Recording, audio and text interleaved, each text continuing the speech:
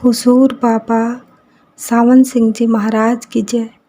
परम संत कृपाल सिंह जी महाराज की जय। गुरु प्यारी साध संगत जी, यह पीलीभीत का वृतांत है। पीलीभीत में आगमन। प्रातः समय कुछ परमार्थ अभिलाषी महाराज जी से बातचीत कर रहे थे। वाल्मीकि डाकू की चर्चा चली कि कैसे उद्धार हुआ। वहाँ एक व्यक्ति बैठा हुआ था। उसने कहा कि क्या डाकुओं के उद्धार की आशा हो सकती है। महाराज जी ने फरमाया, उसकी बख्शिश का दरवाज़ा सबके लिए खुला है। दूसरे दिन वह नामदान के उम्मीदवारों में आकर बैठ गया। उसे नामदान के समय अंतर में गुरु स्वरूप के दर्शन हुए। वह डाकू से महात्मा बन गया।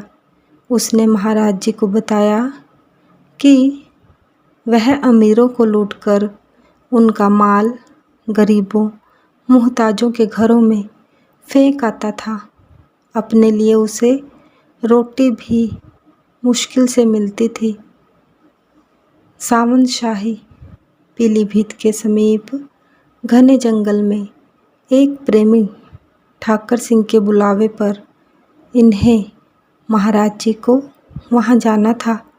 कई पुराने सत्संगी जनों ने, जो डेरा ब्यास से प्यार रखते थे, गड़बड़ डालने की योजना बना रखी थी। अतः लोगों ने महाराज जी को वहाँ जाने से मना किया, परंतु महाराज जी ने कहा कि मैं ठाकर सिंह को वचन दे चुका हूँ और रामायण की यह चौपाई पढ़ी। रघुकुल रीत सदा चली आई, प्राण जाए पर वचन न जाई। और कहा, जिसे प्राणों का भय है वह ना जाए, मैं तो ज़रूर जाऊँगा। यह कहकर महाराज जी वहाँ के लिए चल दिए। आगे विरोधी दल के लोग खड़े थे। महाराज जी ने उनसे कहा, आगे चलकर रास्ता दिखाओ।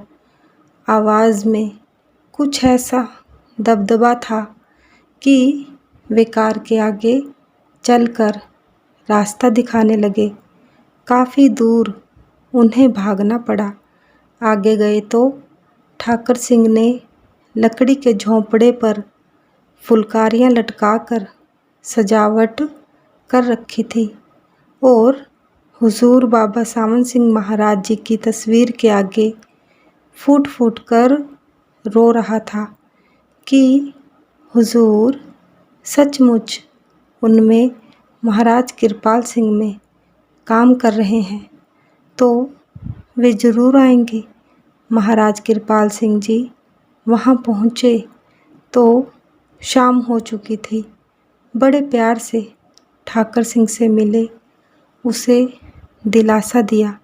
ठाकर सिंह और उसके परिवार के लोग कहने लगे, वाकई तू सावन शाह है।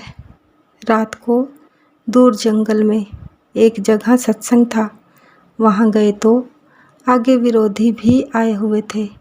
वह डाकू भी, जिसे पीलीभीत में महाराज कृपाल सिंह जी ने नाम दिया था, वहाँ आया हुआ था। उसने कहा कि मुझे खबर मिली थी कि दुश्मन घात लगाए बैठे हैं और महाराज जी खतरे वाली जगह पर गए हैं। महाराज जी ने पूछा, रात के अंधेरे में इस घने जंगल में तुम कैसे पहुँच गए?